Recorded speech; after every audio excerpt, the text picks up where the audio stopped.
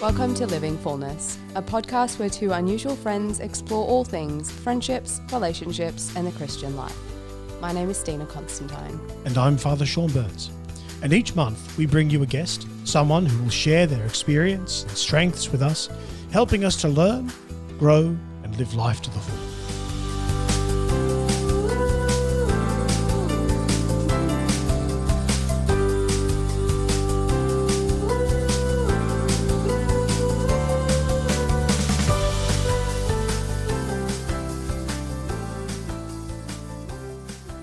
Welcome back to Living Fullness, whether you're listening in through your earpiece, in your car or in your home, or through our YouTube channel. As always, you are most welcome. We have an awesome guest on our podcast today. We do indeed. Really? Yes. Well, I was just thinking. Who's said that? Awesome. I don't know if we've ever described any of our other guests as awesome. Like Well, this it's new guests, new year. We're starting off epic. So we do indeed have a wonderful guest, Dr. Matthew Tan.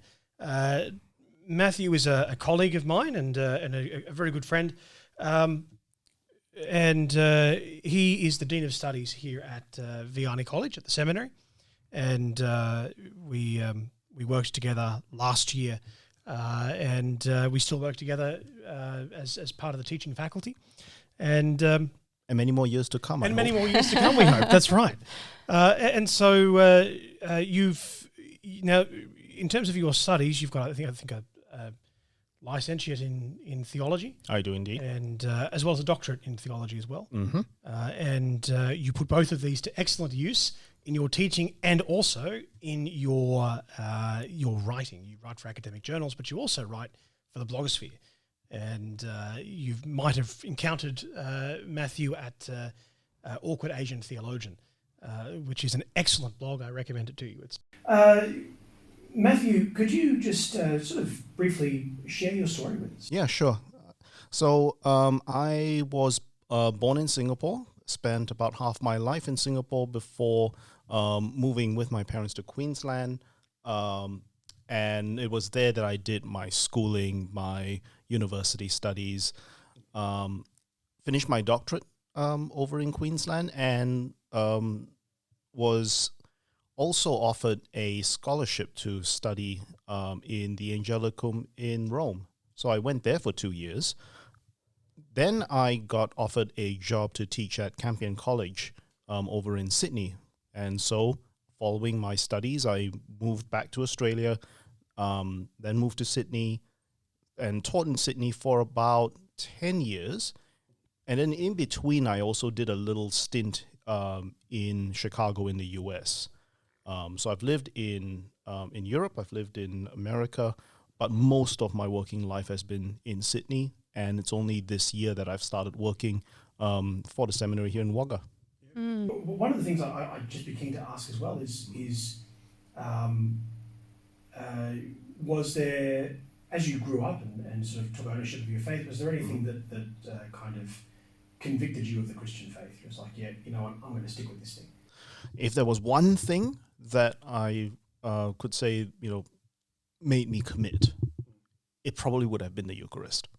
Mm-hmm. It was the realization of what exactly the real presence meant and what its implications were that kind of made me think, you know what, there is much more to the Christian faith than just a series of claims. It really was about an abiding presence of Jesus Christ, and realizing that I needed it, realizing over and over again.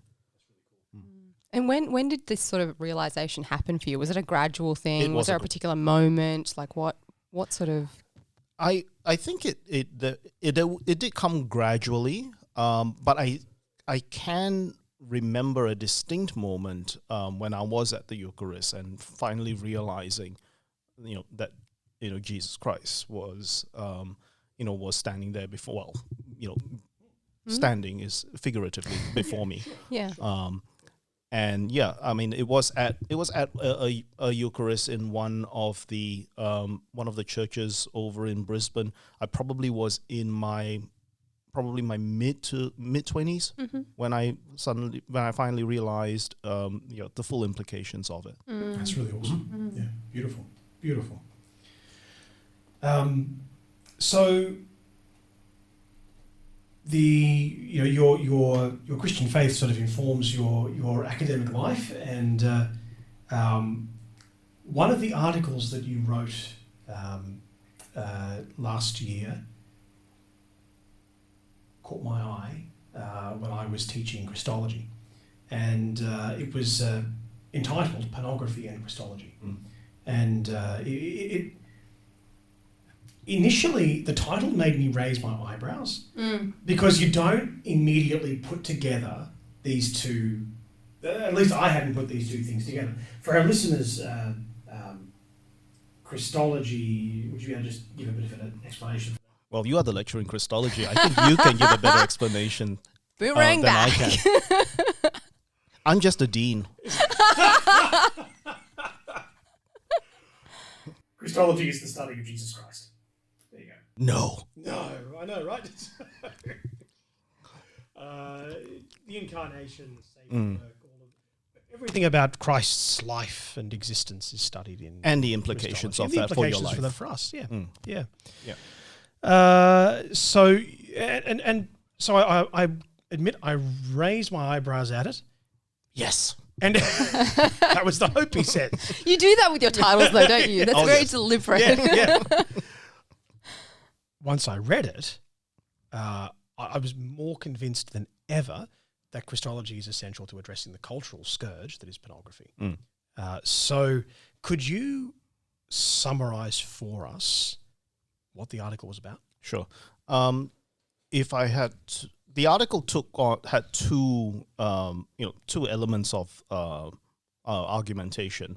So the first one was to put forward the claim that ran counter to what we often associate with pornography, which is sex. Right? We always think that pornography equals sex. Yeah. And one of the claims, I didn't put it in so many words in the article itself, but what I did say was that the first thing about pornography is that it's not about sex. And one of the arguments that I put forward was a metaphysical one, so metaphysics being the branch of philosophy that deals with reality. Yep.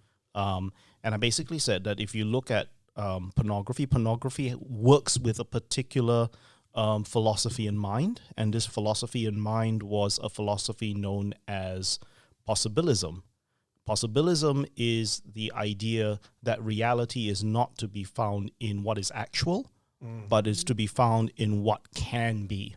Yep. So you look to the potential of something as the grounds of reality rather than actuality itself, what is right in front of you. Sure. And so bringing that philosophical argument to the cultural phenomenon of pornography, I put forward the argument that pornography is not about actual sex. It is more about the kinds of sex that may be had, potentially be had, Yep. by the viewer in viewing the screen. Yeah. So So I mean, to reiterate, it's not about the sex taking place behind the screen. It's actually more about the sex that can be had by the viewer in front of the screen. Sure. So it's sort of like the prioritizing of a fantasy over reality. That's right. It's prioritizing what can be over what actually is right in front of you. Sure. So to use Thomas Aquinas and a lot of that article presumes a bit of knowledge about Thomas Aquinas.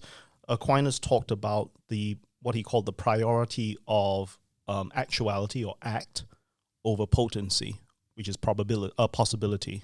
And I've basically put forward the argument that our culture today, postmodern culture, flips that priority such that it regards possibility as something that is more real than actual reality itself. So it prioritizes the possible over the actual. It prioritizes fantasy over reality. But more importantly, it prioritizes the virtual over the tactile. Okay, all right. When you say the virtual, you're not using that so much in relation to the term virtual reality, though, or is it in relation to virtual reality? It is connected to virtual reality because if you work on the idea that what can be, right? But if you work on this metaphysics that what is possible is more real than what actually is right in front of you, right? You actually are a hop, skip, and a jump away from basically saying that reality is essentially virtual. Yeah, it's essentially virtual, and so that virtual reality is actually much more real, much more intense and visceral an experience than the actual tactile reality that is in front of you right now. So I wind up investing in what could be instead of in life itself. That's right. And you see this in operation not just in pornography. I mean, part of the other argument that I put forward is that pornography only works if you have a culture sustaining it, a culture that in and of itself prioritizes the possible over the actual, and the virtual over the tactile. So whilst we're on that then, what might be some other areas in the culture that you can see where this actually plays out? Yeah. One thing that I constantly look at is this focus upon unlocking the potential of certain things or certain people. You know how sometimes it's become a bit of a catch cry, right? You don't look at the thing now. Look at that potential, right? Yeah. So much potential, we always say, right? Which has become a bit of a hashtag, really, right? Sure. We always look at everything and they just go and so much potential, and as if that was that was something that was the reality of the state of affairs, rather than what is actually in front of you right now. Yeah. Right? I mean, the other one that is often bandied about too is one of my favorite ones is the best version of myself. Right? I have a little bit of a bugbear with it, because if it really was the best version of yourself, then why aren't you that version right now? And the only reason why you're not that right now is because you actually have not yet attained that particular state of affairs, right? So it's a potential state of affairs. Sure. Yeah. That's interesting. Yeah. Okay. And then this is then replicated in all sorts of small little practices. And the most common experience of this is in the act of shopping. Right. Okay. Like, I'm Singaporean, right? I was born in a nation of shoppers. Sure. And so shopping is in my DNA. But one of the things that I found out that was actually in my DNA was that the act of shopping really is not about the thing that you end up buying. It's really more about the thrill of the chase. Sure. Right. Sure. So much so that that when you actually get the thing, and this is the thing that I often experience, which is buyer's remorse. Yeah. Right. Once you actually have the thing in front of you, it somehow ends up being second best. Right. It ends up being something that was subpar to the actual act of chasing that next potential potential buy. Right? Yeah. Supermarket freedom, keeping all options open. No, that's right. Yeah. I say this as someone who also just did an act of online shopping today. So I'm not saying this as a Snow White, innocent and pure critic. I say this as someone who is deeply implicated in this metaphysics of possibility. And I'm part of the argument there is that the reason why porn works and the reason why porn is so prolific is precisely because we are caught up in a culture where every one of us is prioritizing possibility over actuality in some way, shape, or form. Yeah. All of us are doing it. Even in our best versions of ourselves. Yes. I have two questions that come to mind. The first is, I did listen to a previous podcast of yours that you did on life and faith, I think it was. And you were talking about this problem that we have in relation to relationships. So like when we create a list that we want in our potential spouse, that being one of the ways that this problem sort of plays out. Can you just walk us through that example? Yeah, sure. How that might look and what we could actually do to combat that?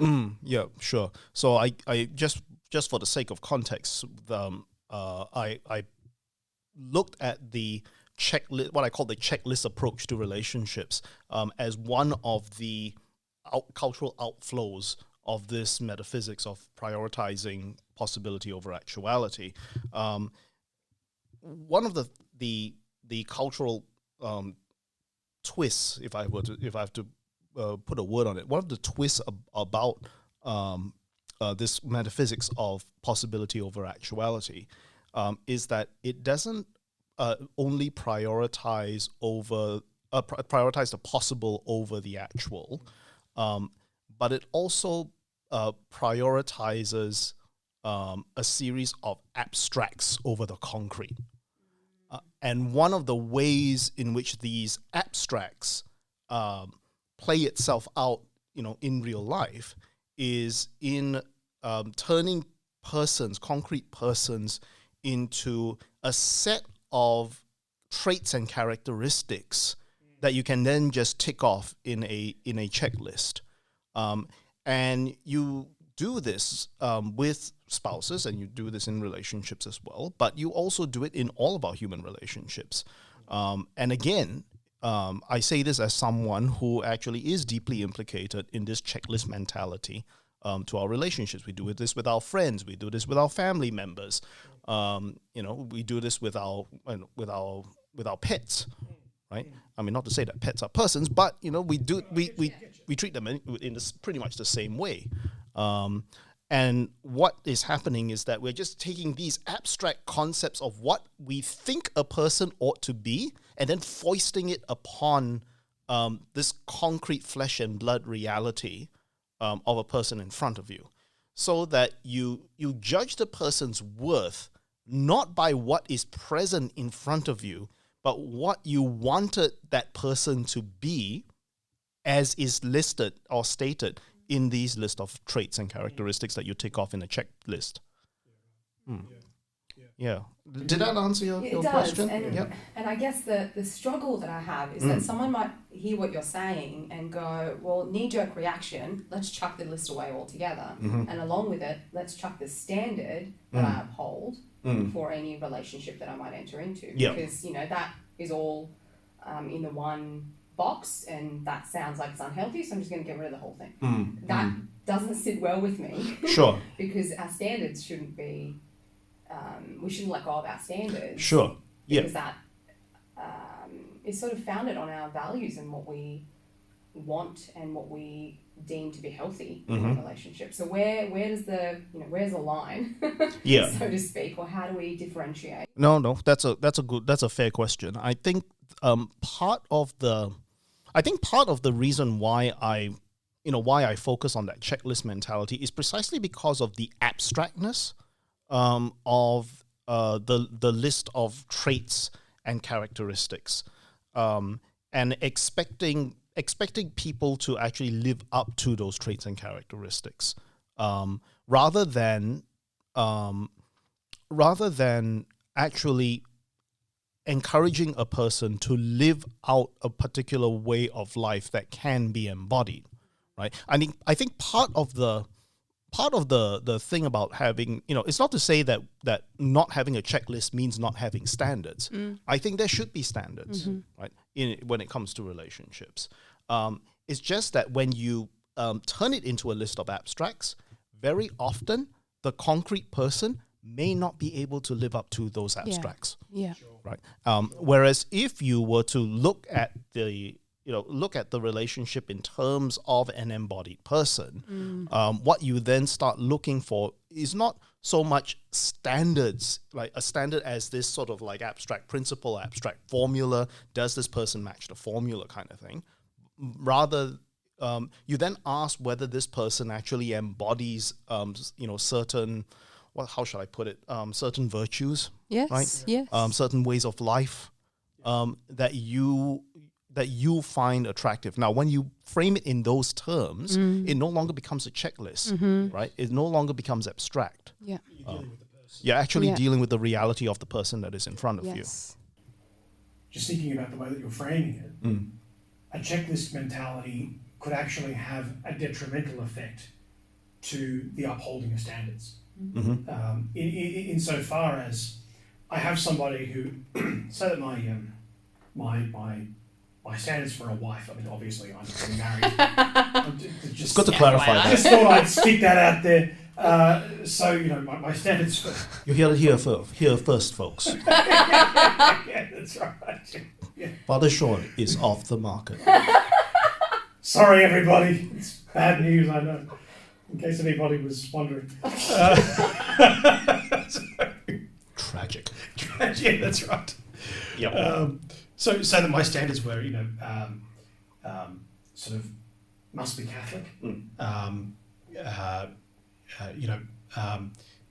Must be,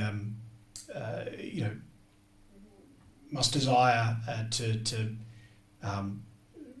wait till marriage until sex, and must be, responsible in terms of money and that sort of thing. Like say that those are some of my checklists. If somebody meets the checklist, oh, excellent, meets the checklist. I've gotten to see that they meet my checklist, but perhaps without actually getting to know them thoroughly. Do you know what I mean? Like it's they meet the checklist, but I've not actually met them. I've not actually gotten to know who they are. So it runs the risk of actually obstructing or obscuring whether or not this person does actually embody the standards that I hold dear, because they've measured up to an abstract checklist. So just because somebody is Catholic doesn't actually mean that they embody what it is to be Catholic. So does that, so I think it's a valid point. Yeah. I mean, just to use that one example, which is often used, by people left, right, and center, by Catholics left, right, and center, must be Catholic. Okay, I mean that's a fair call. What exactly does that mean? Right. What exactly does that mean for that person's life? Yeah. Especially, right? Yeah. How does that person live out Right. his or her Catholic faith? Yes.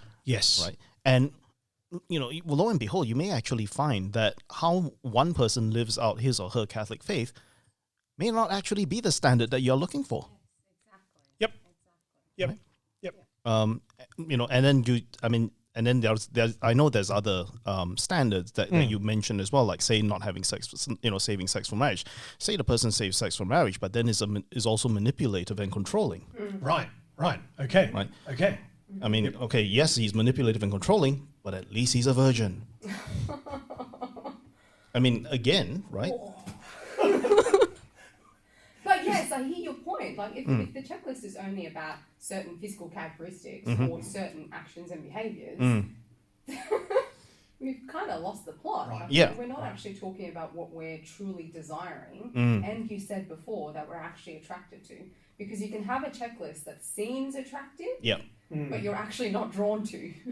Yeah. It might be something that you think is what you want, but not necessarily what you're actually drawn to. So Yeah. you've got to know No, yourself that's right. to be able to have that standard to begin with. That's right. And they may not be able to actually, articulate what exactly that standard could be until you actually see the person that's actually in front of you embodying those very standards. Like you say, for instance, one standard that's often talked about is emotional compatibility. What does emotional compatibility mean? Right. Yeah. Right? How does that person live out that emotional compatibility with another concrete person? So again, right? it becomes a fairly abstract and very hollow sounding thing when all you have is just this list of this checklist to tick off when you want to judge, whether a friend or even a potential spouse. Yeah, sure. Just to take the conversation from the possible and the actual, and to move it to two further points, which is number one. What do you think? You've already answered this to some degree, to some measure, but you've kind of accounted for the addictiveness of pornography being that it fulfills the fantasy drive, as it were. It's why it's so appealing. How do you see that matching up with the present work that's being done in the area of pornography? Because a lot of the work that we've got that's going on, and it's for the most part it's quite good work that's going on, which is focusing on the biological reality of pornography, that, for instance, the neuroscientific realities that we face, and also the serious moral dilemma of pornography as well. The sort of the confusion of love and use and all of that. How do you see this cultural expose matching up with some of that work that's been done? Sure. I guess if there's one point of contact that what I hope to be doing in my research on pornography and other forms of research on pornography is that it looks at pornography not as some kind of standalone cultural artifact that sits distinct and far away from all of the other cultural practices that we ourselves are caught up in, even the most virtuous of us, right? The point that I want to make in my research is that pornography only makes sense when you understand that it is an extension of a lot of things that are already operating in our culture and things that all of us are caught up in. So none of us are innocent, right? So I mean, if there is anything that I hope to do in the course of doing this research, it is to sort of counter the sort of smug attitude that says, because I don't engage in the use of pornography and don't talk about pornography or promote it, I therefore am this virtuous citizen, and then I go about treating people, like items off a checklist. Right. Yeah. Right. And so the idea then is to just sort of try and mesh, pornography as a cultural artifact with the whole network of cultural practices that are already at play, and then at another level, also try and get to some of the more theoretical underpinnings for those cultural practices, and at the same time try and bring them out in the open, because they may be things that we ourselves are not all that aware of that they're operating. I think what the article does well then is to actually pinpoint it drops sort of you drop a pin on a map. It sort of drops a moral pin in a certain sense, in the sense that it sort of pins down, without explicitly doing this, it sort of pins down pride as the root of all evil. We are all engaged, as you say, in some way in the prioritization of the possible, what is possible over the actual, the fantasy over the real, and so the notion that because we've sort of built up the sin of lust as just so bad. Yeah. We built it up as it's just so bad. And look, don't get me wrong here. I don't want to be like, whatever. Like, I don't want to be to say that it isn't a bad thing, but we've built it up in that it is such a horrid thing that we've actually forgotten, I think, that what starts before lust is pride. Is thinking that that's not me, so I'm okay. Actually, we all have a part to play in this. We've created a culture where we prefer the fantasy to the real. We all have some part to play in this. Yeah. And we encourage that. Right, exactly. That's right. Exactly, yeah. Can I just go on a little bit of a tangent here? Tangent away, man. Yeah, I mean, we talked about the vice of pride as one of the underpinning drivers for a whole range of sins, including all sins that violate the sixth commandment. But one of the things that that article does not deal with, but I think has a role to play, is also not just the vice of lust, and we tend to think about pornography as primarily about the indulging of the vice of lust, when in actual fact, and this is just me with unsubstantiated research talking. When in actual fact, I actually think that it is actually the vice of sloth that is at play here. I mean, in a course on ethics and the family that I teach here in the seminary, I introduce seminarians to the vice of sloth, not as a vice that is often associated with laziness, right? Wherein productivity is the kind of cure, right? Sure. Rather, I actually sort of talked about the vice of sloth as precisely that indulgence in fantasy that you just mentioned, right? Because at its heart, sloth is not about being lazy. At its heart, sloth is about the avoidance of what you are meant to do, right? And so I was using this book by a philosopher named R.J. Snell, and I'm paraphrasing that one pithy line that he uses in that text, where he says that sloth rejects what is in favor of what is not. And in other words, it rejects what is in front of us, what we are meant to do, what is the reality in front of us, in favor of some kind of fantasy that we indulge in. We think of ourselves as being something other than what the situation, the reality demands of us, right?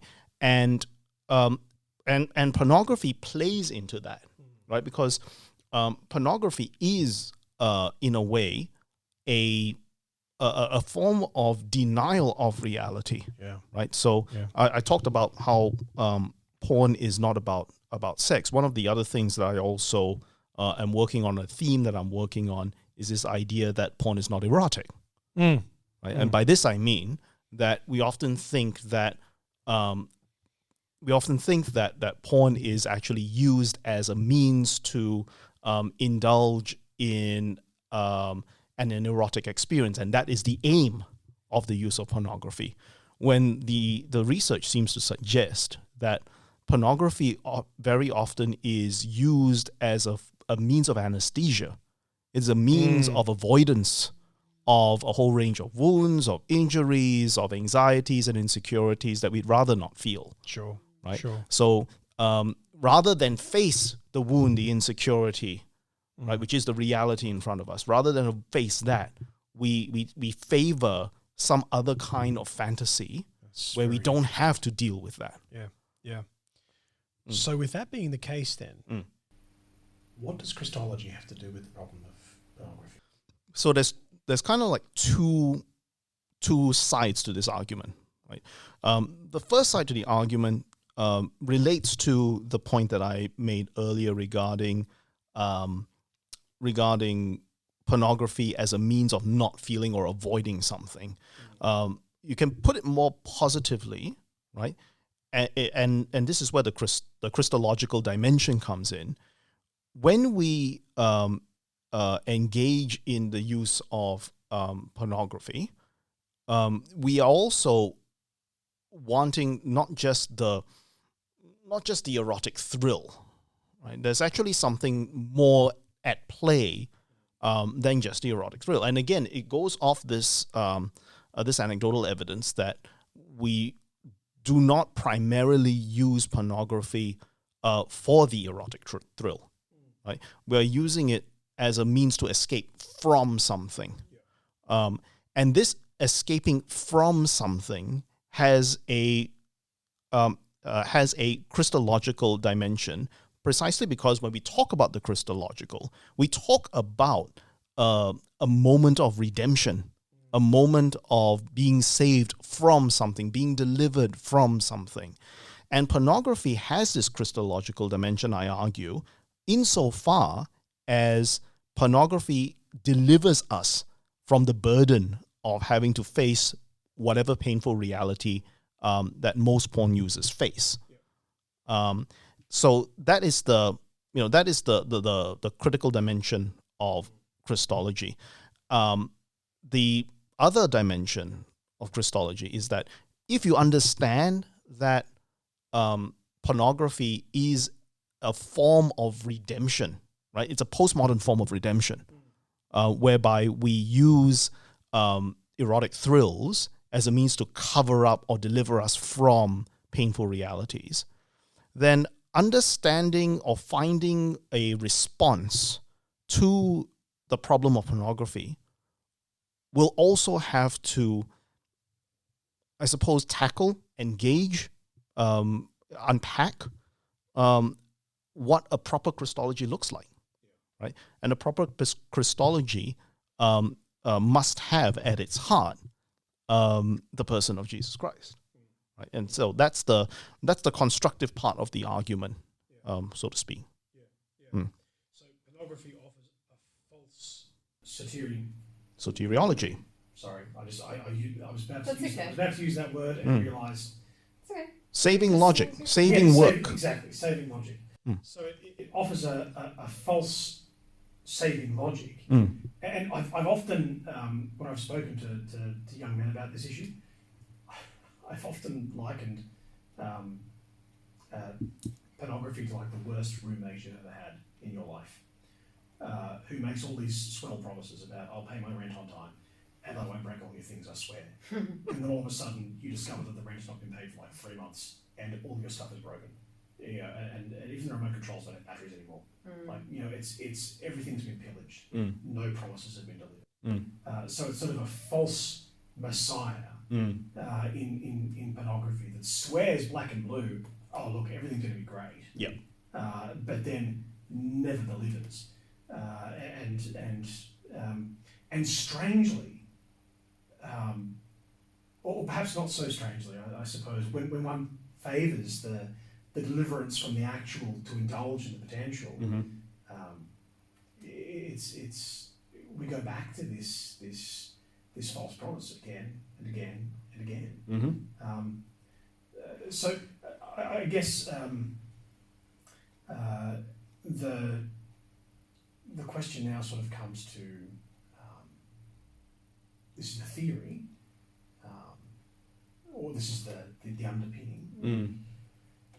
Sort of the practical aspect. Yeah, sure. I mean, if there is one practical contact point, you put it quite well that we go back to this failed promise again and again, and if there was a practical contact point that touches on that very theme, it's the idea of memory. Like, why do we go back to the thing that we knew was going to fail us over and over again?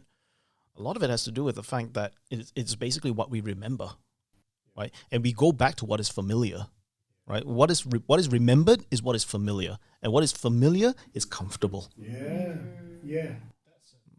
Right. That's a point.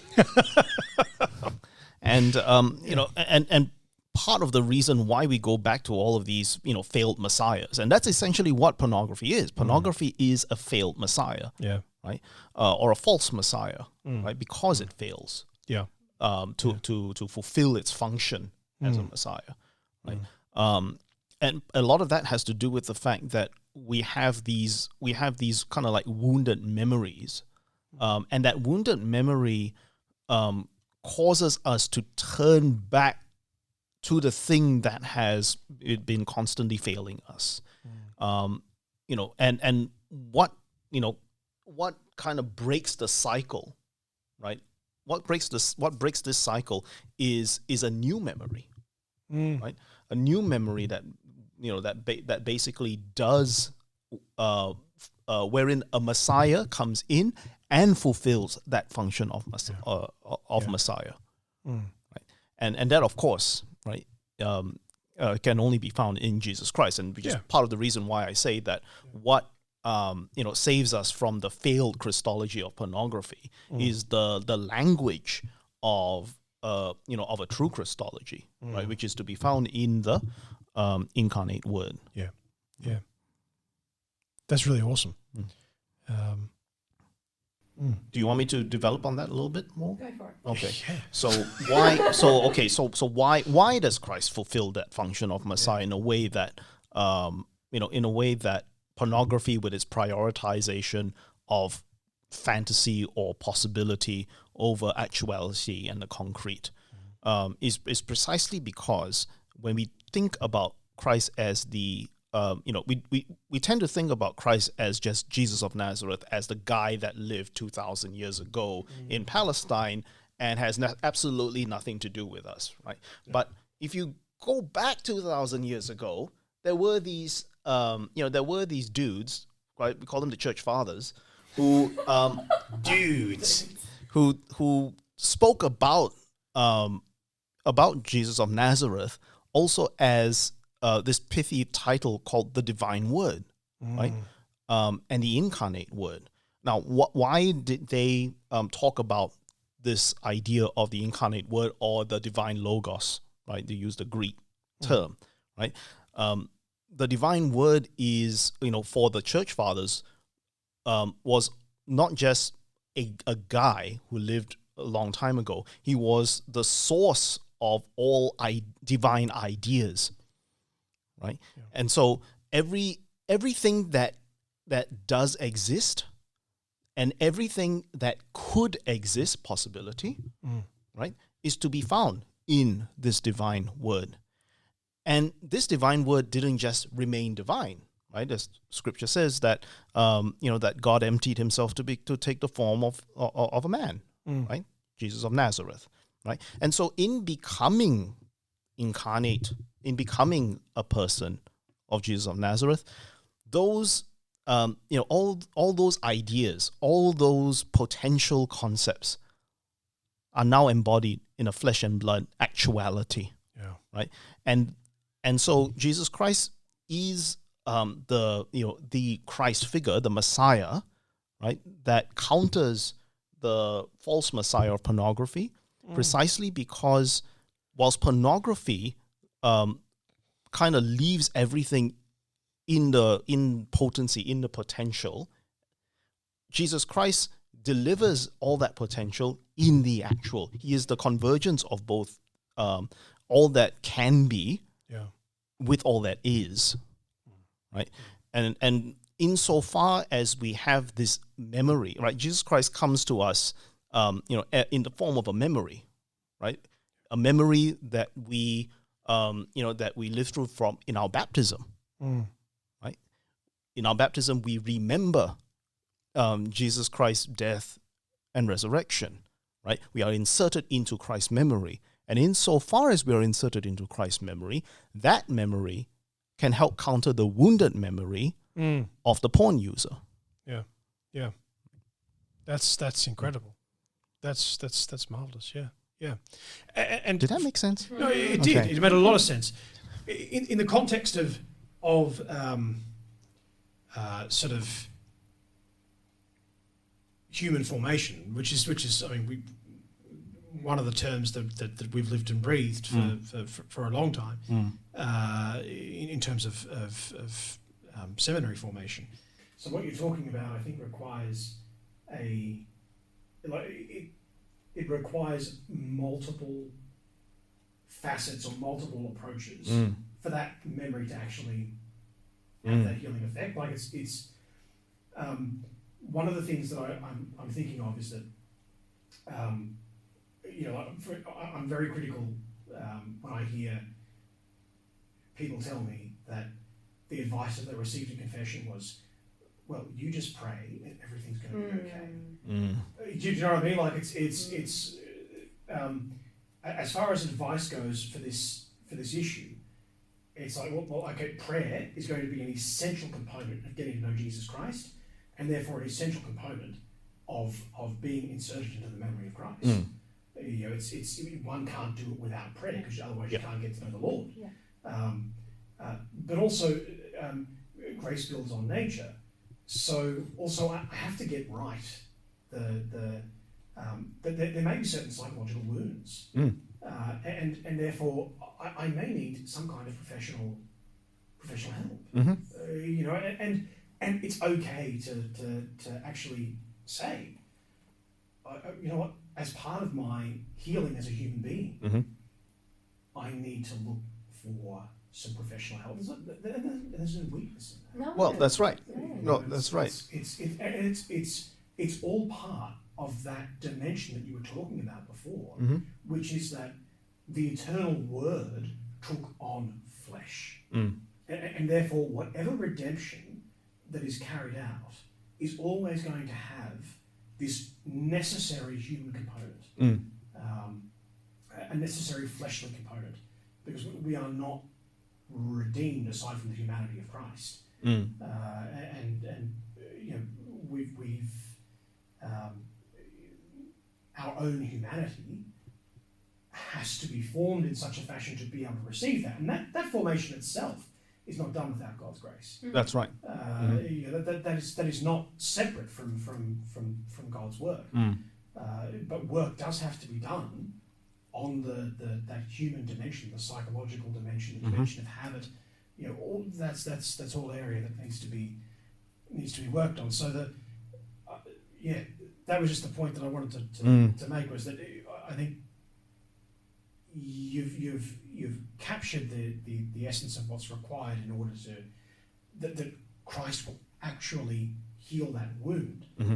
But it's never just a case of, well, that means all I have to do is pray. No. There's more to this than that. There's dimensions at play where God is going to work with us, in the psychological realm and in the emotional realm. God is going to be there with us, and to bring us into His own divine life in these various dimensions. Yeah, no, that's right. I mean, Jesus Christ comes to heal us in the context of a communion with Him. Yeah.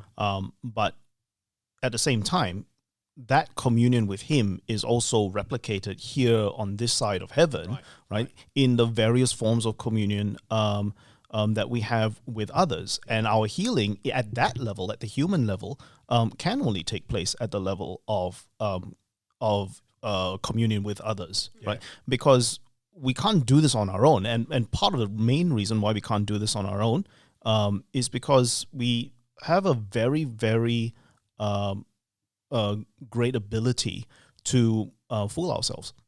Right? We're very, very capable of self-deception. Yes.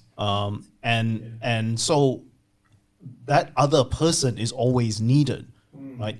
At a human level to help call us out in those moments of self-deception. And then again, to bring this back to the use of pornography, part of the other reason why pornography is as prolific as it is precisely because its users are engaging in various forms of self-deception. Right? That it's really about a particular fantasy, or that it's really not going to affect me, or it's really not going to affect my relationships with others. The pornography use, right, plays upon various forms of self-deception. And so what is really needed is the presence of that other person, right, at a human level, to heal us at that human level. Brilliant. Absolutely brilliant. We have one final question for you. So we'll ask that final question over on the Patreon page. So for those of you who'd like to join us, jump over to the link in the description box and join our Patreon community where we'll continue the conversation with Dr. Matthew Tan. We'll link a few things below. We'll link Dr. Tan's article and show notes. And we'll also link a website called Reclaim Sexual Health. And that website is sort of it's a resource to assist in that human healing that we've been talking about, and we'll also link in a couple of other resources as well. But yeah. Yeah, and if there's anything that we've discussed today that's rung a bell with anyone or touched anyone, please make sure you talk to someone about that. Yeah, absolutely, absolutely. The secrecy of this thing is it can stop us from finding real healing. So, yeah. So before we end our episode, as always, we have some fun questions for our guests. Hurrah! So if you're ready for them, Matt, we've got 6 random questions for you. Well, what too bad. You're just going to have to be ready. Doing it anyway. We don't have an alternative if you're not ready. Question 1 for you. Yes. Coffee or tea? Coffee. Oh, that a boy. Coffee's truth. We had a tally. Actually do what? What's your favourite TV show right now? My favorite TV show is the anime series Violet Evergarden. Oh. Cool. Okay. What's the most out there thing you've ever eaten? Ooh. Crickets. Ooh. Yeah. If you had a time machine, would you travel back in time or into the future, and to when? I would travel back in time, Mm-hmm. and I would travel back to. Let me see. I would probably travel back to the 1100s, and this just shows just how much of a nerd I am. I'll travel back to the 1100s, and approach the Franciscan philosopher Duns Scotus, tap him on his shoulder, and basically say, "University, not a good idea." Leap back into the TARDIS and head back. Okay. You'll have solved many, many problems. Come join Patreon to find out what that's about. Who is your holy crush and why? My holy crush would probably be Benedict XVI. Oh, why? A.K.A. Joseph Ratzinger. It's his brain. It's pretty good. That beautiful theological brain. It is pretty good, isn't it? It is. Yeah. It is very alluring. Oh, bless. Yeah. And finally, tell us something that is bearing a lot of fruit in your life right now.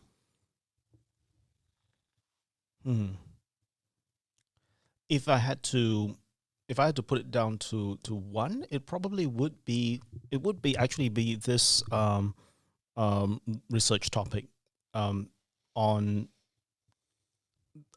Christianity and virtuality, engagements in virtual culture. I'm learning a lot from a range of other scholars in theology and digitality. Mm-hmm. And at the same time, it is also, showing me just how implicated I am. Yep. In a lot of the, in a lot of the cultures, in a lot of the, the ill effects, that culture has, and I'm learning a lot about myself in how I am caught up in it, and sometimes, I would only say sometimes, catching myself, thinking you're actually doing this thing that you are doing research upon. Do you really want to do that? Now, again, most often I will actually say yes and do it anyway. Sure. Yeah, sure. But having said that, even just knowing that is at play is half the battle. Yeah, absolutely. Yeah, so that has been quite fruitful for me. Self-knowledge, right? Yeah. All right. Well, thank you so much for joining us. Thank you for having me. And it's been a fantastic conversation on a really important topic. And if you'd like to find out more about Matthew and see more of his content, then look for his blog, Awkward Asian Theologian, and you'll find a lot of great stuff there. So head on over to that blog, and as always, until next time, God bless.